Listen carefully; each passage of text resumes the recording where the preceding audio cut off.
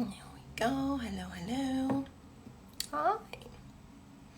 So today we are going to be chatting about the super fascinating subject of thyroid antibodies, and I am so excited to share all of this with you because I think that is the most powerful thing, the most powerful intervention you can actually yourself put in action without relying on doctors to really help how you're feeling every day and really remedy your symptoms.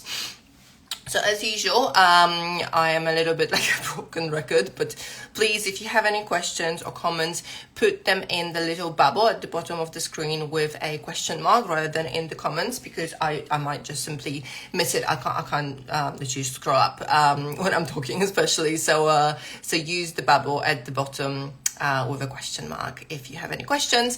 I have got your questions that you submitted via my stories, so I do recommend checking these often because I do those things. I give opportunities to ask questions, and I try to answer all of them. So it's really good to even set your notifications up when I post stories, because it's really like a chance to be coached by me, to have your questions answered. So I've got those.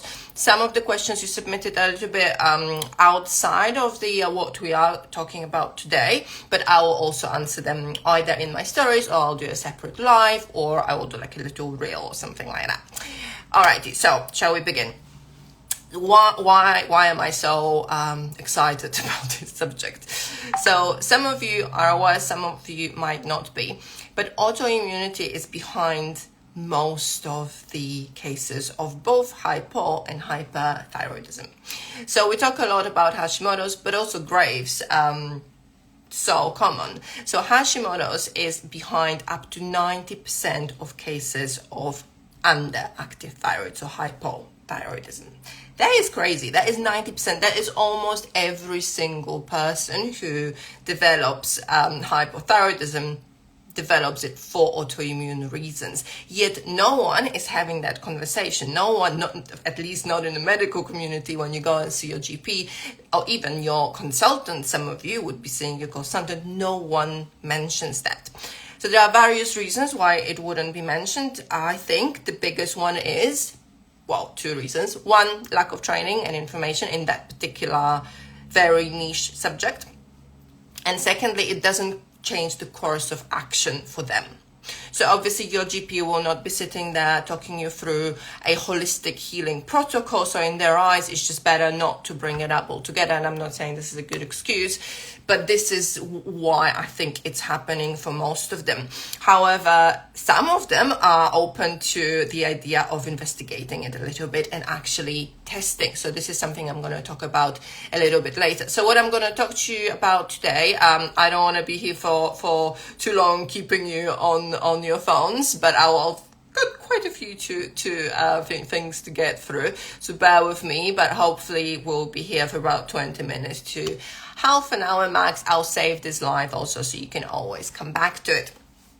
So what we're going to talk about is types of different antibodies, both for Hashimoto's and Graves', how it develops, so why it's happening to you in the first place. I'll answer some of the common questions that are kind of appearing around the antibody subject, and also the questions that you submitted via my stories. And then I'll tell you a little bit more about how I address it, so how holistically you can remedy the situation, bring the autoimmune inflammation levels down, and actually start for once, feeling better. So, like I said before, 90% of hypo from Hashimoto's, but also up to 80% of hyperthyroidism is due to Graves' disease, which is again an autoimmune situation. Not many people again talk about it. It is mentioned, I think, a little bit more often, because obviously Graves' disease is a little bit more a more significant health event, if you like. So it's seen as a bit more of an emergency by doctors. So sometimes there is additional investigations happening, and the patient is told about their antibodies levels. But to my shock and horror. I very often speak to clients and discover that actually that's not the case, that they really don't know that you can be checking for that autoimmune inflammation levels with Graves as well. So across the board, autoimmune thyroid conditions are just not talked about. And why is this important, and what does it mean for you? So when you're told that you have a thyroid condition, let's say underactive thyroid, right? You assume, and that's what I did as well, because some of you might be aware, but I've got a history of hypothyroidism and Hashimoto's. I am in full remission in both now, but that's what I've been through as well. And I thought something was wrong with my thyroid. Like, my thyroid malfunctions. My thyroid is not, needs to be fixed. I'm going to take this medication, which will then replenish the hormones, fix my thyroid, and I will be better. So this is a very flawed thinking, because if we have an autoimmune situation driving this process, it doesn't matter if we replenish the hormones. It doesn't matter if we support the thyroid, eat thyroid supporting foods, because that process, that thing that caused it in the first place, is running the show. So you can be really having quite a clean, even diet. You can be exercising if you have, energy for that.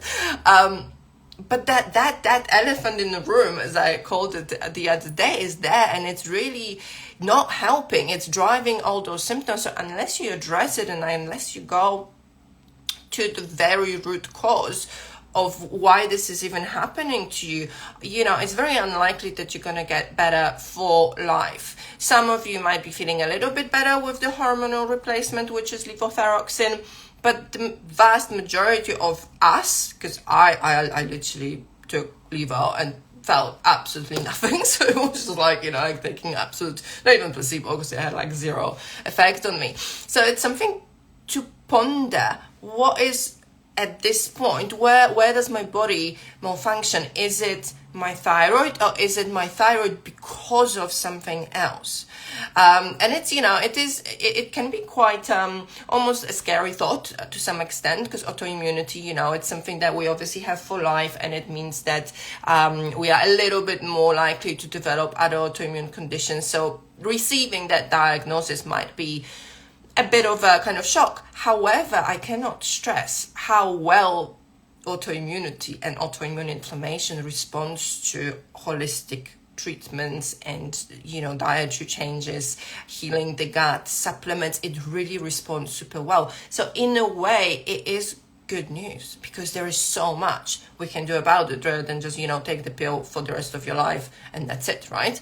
So I really want you to entertain this idea that it could be good news, that there are things that we can do about it. And honestly, I specialize in thyroid. Like I said, I reversed it myself. I've worked with so many women now, one-to-one group programs. I've got BLOOM, I've got Thyroid Reboot, so many programs and one-to-one work. And I've seen it happen again and again. And honestly, I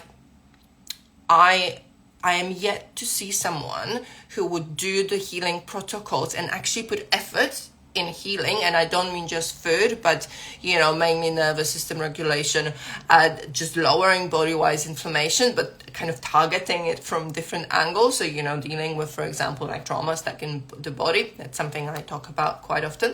I am yet to see someone who would do that and then not get better. It just is something that I'm yet to see, and hopefully I'll never see that, because I've got this rock solid belief and confidence in this work, and endless really evidence. So I really want you to, if you're watching this and you've been feeling crap for God knows how long and you've lost all the hope, just get it in your head that it is possible, but it needs to be addressed from a slightly different angle to what you've been potentially presented by your doctor. Okie dokie. So we've got obviously different types of antibodies.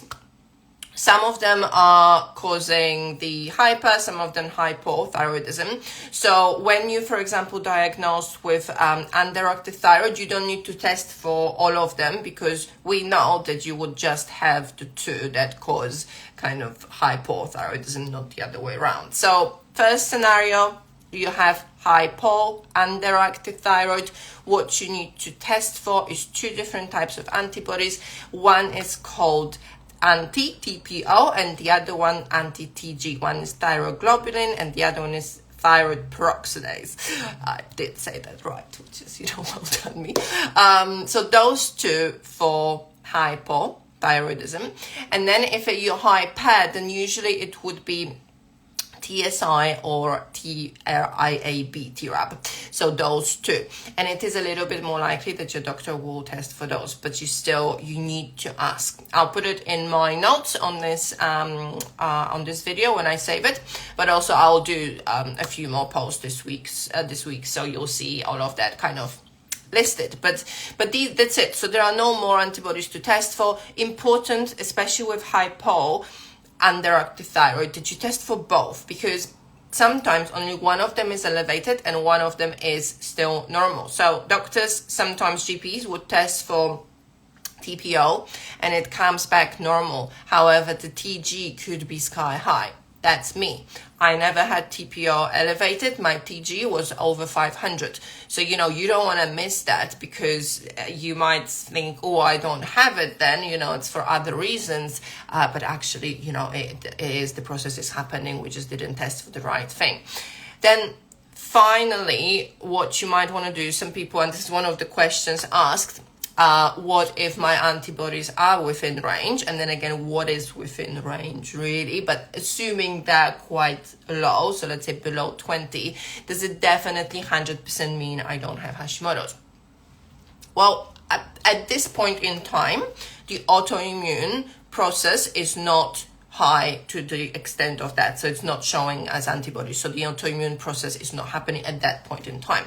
Does it mean it's never been happening, or it never happened in the past? Or if perhaps you're in the remission now? Possibly.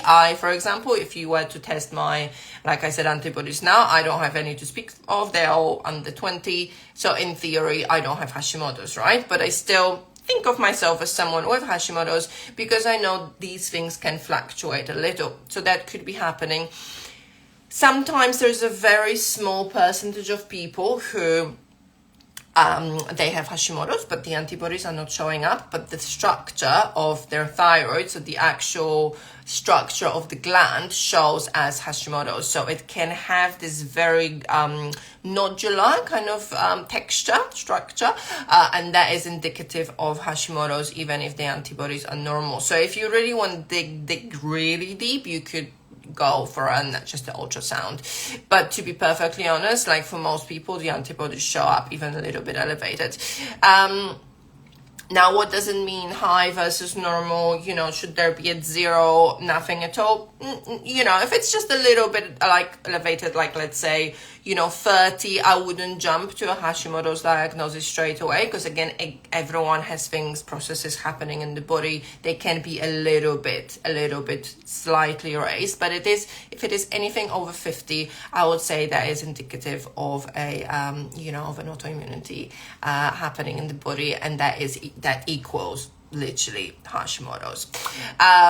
Hope that makes sense. Please do let me know in the little bubble. There is a bubble at the bottom with a question mark.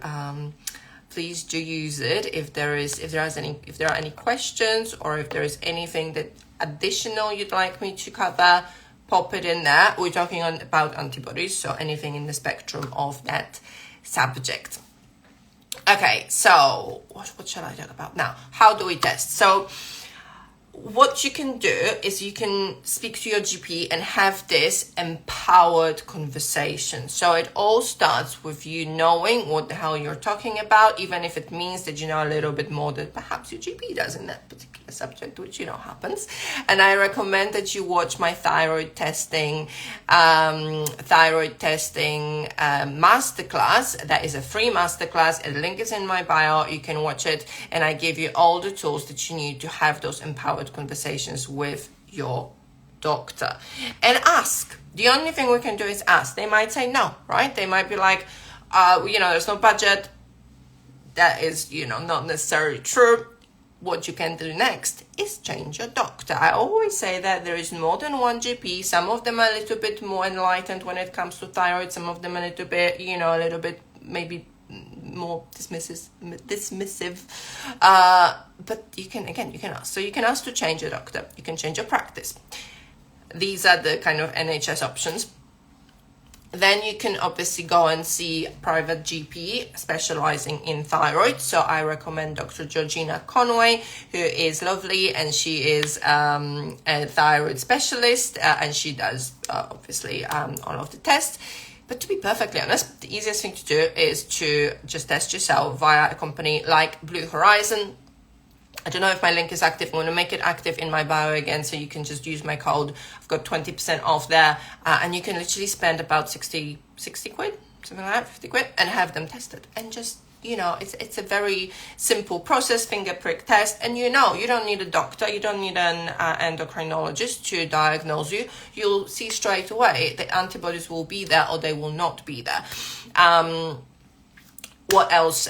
You can obviously work with someone like myself. So I do invite you to come and, have a chat with me. Anyone who's to answer the question in the comments, Caroline is in Bloom, which is my 5 months thyroid healing, 1-to-1, very small group hybrid program.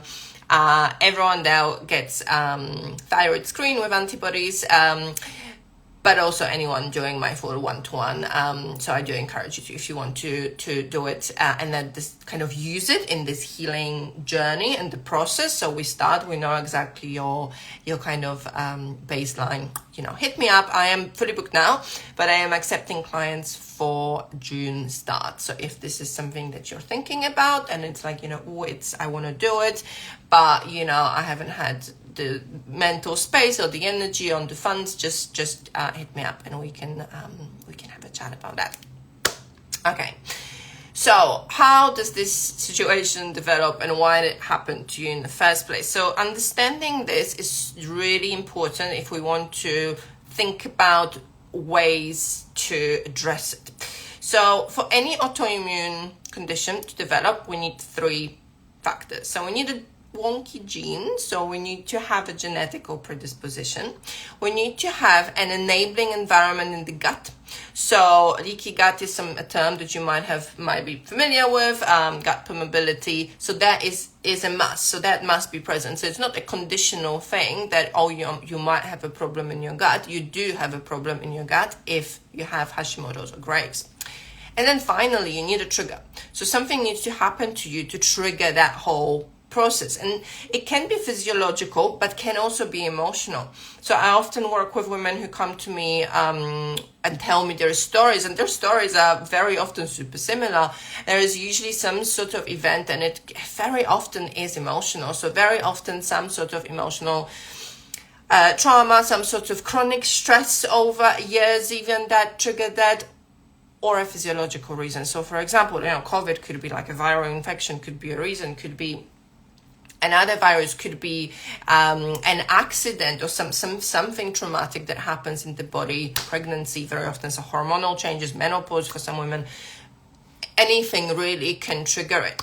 But when we look at that and when we kind of start untangling what is your individual root cause, then together we can devise this healing plan. And this is why I'm a huge fan of tailoring and this nuance when it comes to thyroid healing. Like, this is, none of it is a cookie cutter approach. And this is why I'm so pissed off when people, come up with those diets that are like, heal your autoimmunity with this. Everyone is different. And yes, we do know there are certain patterns and there are certain triggers that we are aware of, but again, it will be very individualistic. So it's not the same thing for all.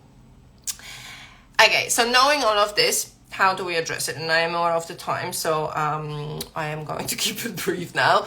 And there will be way more content coming up. And I do have a masterclass. If anyone wants, message me if you want the link to the masterclass, which is £33.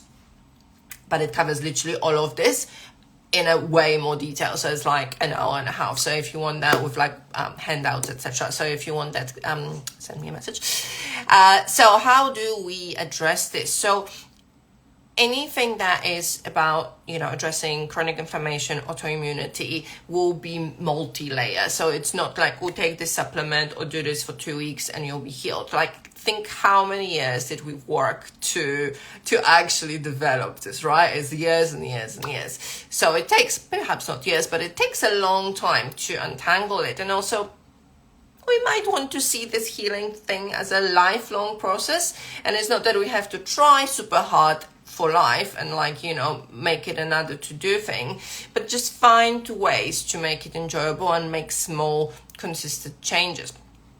But in the beginning, we need to have a structured approach. So it needs to be done over several months. And this is why all my programs are about 4 or 5 months long, which always for me starts with a lot of nervous system regulation. So we need to create that enabling, again, environment, but now for healing. And that comes with creating safety in the body. And there isn't a way around it. We need to know how to create that safety. We need to know how to create routines that we can always come back to.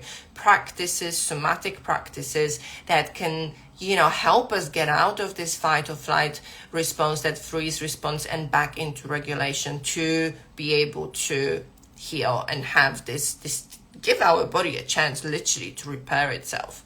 It wants to repair itself. It's not like your body is purposefully fighting against you, although it might seem like that with autoimmunity, right? But actually, if we create an enabling environment, our body will heal naturally, So this is one. And then obviously comes the period of gut healing. As you heard me speak a second ago, I spoke to this enabling gut environment. So we've got leaky gut, gut permeability, dysbiosis, all those things, SIBO very often. So small intestinal bacterial overgrowth, very often present as well. This would be driving your antibodies higher. So we need to address it. And that is, again, not a short process, but it doesn't have to be an unpleasant one. Usually involves a sort of a elimination diet. So it is for which is bad news for some of you, but it doesn't have to be as strict as sometimes we hear. So sometimes we hear about autoimmune diets that literally make you eat nothing but broccoli, maybe not even broccoli, but salad and chicken, and you really don't want to be, or kale and chicken, I suppose.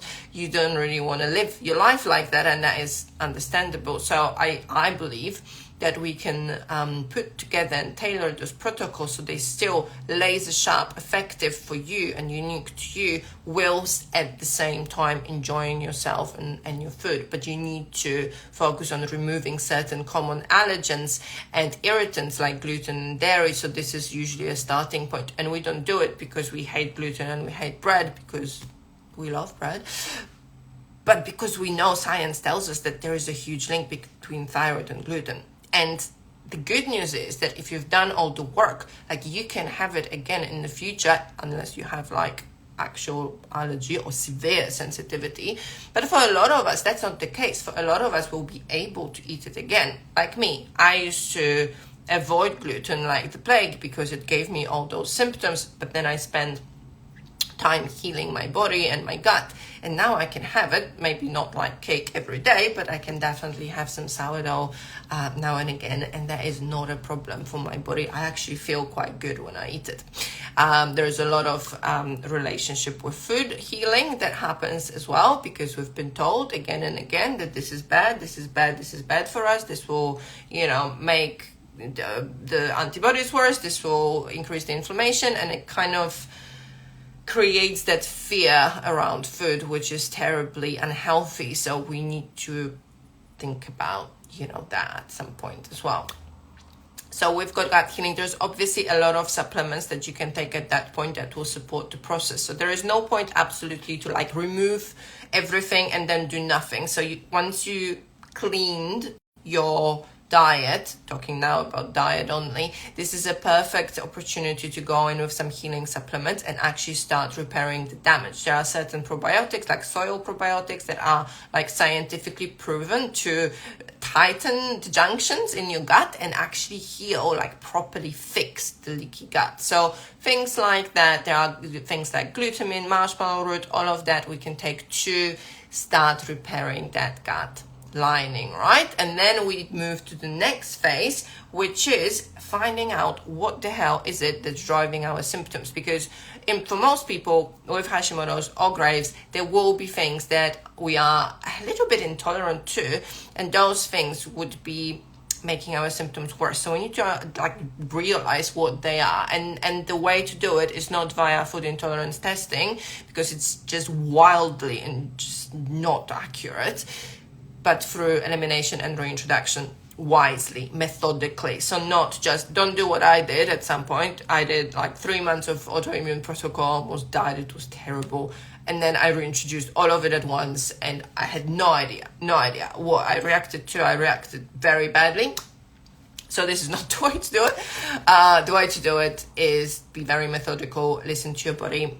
And I really believe that this whole process, the healing, the untangling the story and healing autoimmunity is about just reconnecting with the body and just really learning how to listen to those signals. Symptoms are just messages from the body, telling us, this is not working for me. Can you find something else that will be better? And as long as we do it properly, it really is the only way. In my opinion, elimination protocols make any sense whatsoever. And then we have other things, blood sugar regulation. This is one of my favorite subjects, as you know. I can talk about blood sugar regulation all day long. And if you're on my mailing list, I've done a huge email series about that. There are some posts. I'm not going to go into too many details on that because we're going to be here for an hour. However, liver support, so there are a lot of inflammation drivers. So basically what you need to focus on, except for in addition to the things I've just mentioned, is anything that would be bringing that inflammation down. And the 3 things, just to list them for you now, would be blood sugar regulation, adrenals, liver support, and also hormonal balance. So you think all those things, there is so much to do, but actually when we start repairing the gut, that will, funny enough, improve almost all of those things. We just need to kind of bear them in mind, because there might be some additional almost tweaking at some point in the protocol where you can focus a little bit more on hormonal balancing. But once your gut is working, once your liver is working, your hormones will be better. I don't know if that makes sense. Let me know in the comments if that makes sense. But I don't believe we need an entire 6 months protocol for every single thing that we want to support. There is a lot of it that we can do kind of in one go. Let me have a look at the questions quickly and I will wrap up, because I promised to myself and to you that I'm going to keep it short, and here I am talking and talking and talking, and now this is gone and I need to go to archives. Bear with me. I've got it here. Okay, basics. Georgie wanted basics. I think I covered basics now. Okay, so thyroid eye disease. So there were questions about that. So this is with Graves. So the only thing I can say is, and I got first-hand experience because my mum had Graves. Talking about genetics and everything. Now she has Hashimoto's also, because that very often one moves into another. And actually, this is something to say about Graves, which is a little bit. So when I said about Hashimoto's, don't test for Graves, but when you have Graves, you might have Hashimoto's antibodies as well, which is really interesting. So very many people, once they've kind of the Graves needs to be addressed one way or another. So it's either medication or it's removal, radioactive iodine, and natural methods as well, supporting usually when the medication is taken. So most people just swing into kind of Hashimoto's after that.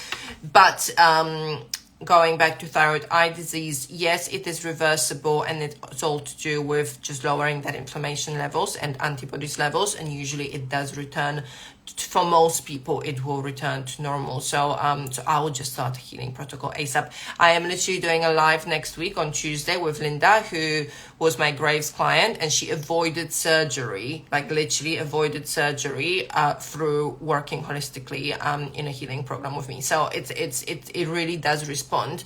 Graves gets really bad rap because it's more severe in terms of symptoms, but it also, again, not for everyone is different. Sometimes it is more of a medical emergency and needs to be kind of treated like that, but for a lot of people we can do things naturally as well. So please don't feel like you can't address it naturally if it is Graves, what that is what you're struggling with.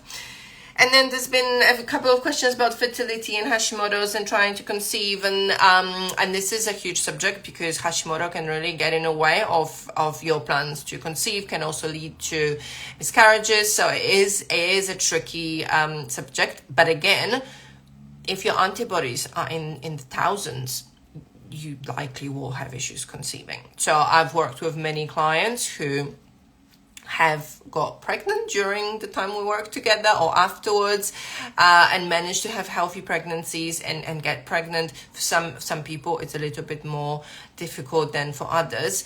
But if your antibodies are high, and if you know you've got underactive thyroid, but you're not even aware if Hashimoto's is present, please do check, because it is absolutely imperative to know what is exactly happening.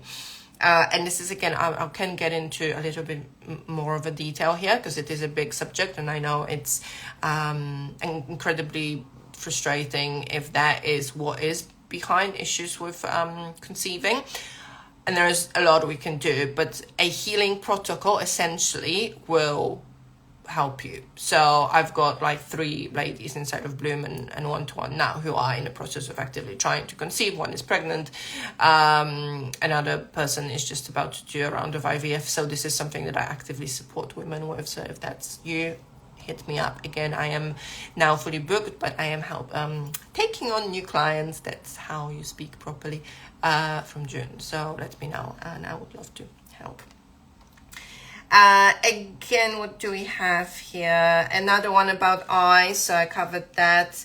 Is it possible to have Hashimoto's with negative antibodies? I covered that as well, so I will do an ultrasound to check, but it's possible that you are temporarily in remission as well. But if you have symptoms, there are possibly, other reasons as well. So not everyone literally has Hashimoto's, like 10% that don't, and then there would be some other reasons for that, which I won't go into them now because we want to not be here for an hour.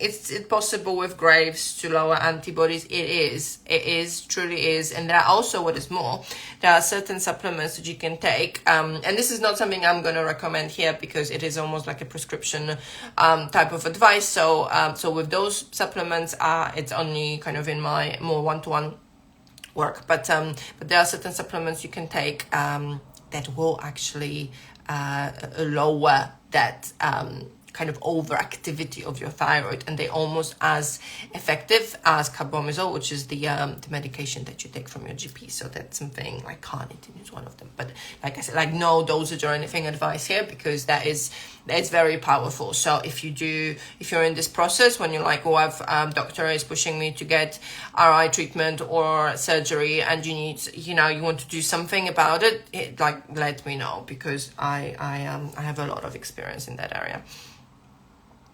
I think this is it. There's a couple of people asked about different things. I'm just going to read them out just so you know that I've seen it. So insulin resistance, anxiety here, fertility. So these are the subjects that I'm definitely going to cover in the next few weeks. Insulin resistance is huge, very linked with Hashimoto's actually, but it's a huge subject. So let me just see if there are any. Does the testing company work in the USA? No, but you will have a lot of other options. I can't think. There was one off the top of my head that I use because I do see clients globally, really. So that's something that I sometimes do for clients based in the US. I can't remember the name of the company, but I can check. So message me if you're still Carolina, if you're still watching. Message me, and I can definitely point you in the right direction. Hi, my antibodies are high in the 200-300 range for both.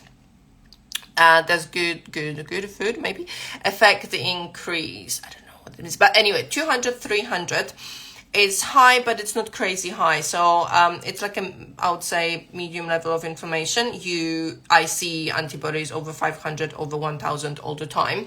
It's a sign that you should be doing something about it. So it's a really good point where this shouldn't be causing a kind of debilitating symptoms.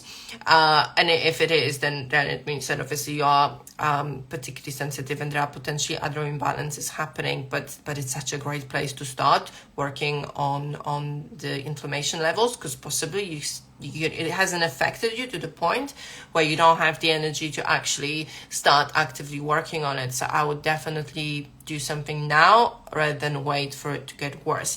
And also, when we hear, it's important to say, like, some of you might have high antibodies but not yet hypothyroidism, and I get asked if it is one-way street. So is it always leading to underactive thyroid? And the answer is no. Like, you can have just antibodies and not everyone will develop hypo. We used to think that everyone is like, it's just one-way street, but actually it's not. And if people tell you, because sometimes like people say that to kind of make it sound a little bit more significant, that's not true. Like, research doesn't support that. However, do you want to have a raging autoimmune condition in your body without doing something about it? Like, think about increased risk of developing others, for instance. Like, in my eyes, it doesn't matter if I'm going to develop hypothyroidism. Like, I don't want to have autoimmunity running wild in my body. So just something to think about. And then there's a question about H. pylori. So this is a big one again. That is a separate subject. Look into mastic gum. That's what it's called. So look into that. But I won't be going into that now because it is a big subject. But I'll definitely cover it at some point. I will be talking about gut health this month quite a lot, and at the beginning of May. So tune in for that. So bloating and all of these tips. Thank you so much, my lovelies. Again, just before I go, if this is interesting, if this is something that you're looking to address, I would absolutely love to help. Obviously, you've got a lot of free content from me here, a lot of information, a lot of value. Join my newsletter. But if you really want to start working on it, I would absolutely love to guide you through it. So yes, hit me up. I'm taking new clients from June. Thank you so much. Bye.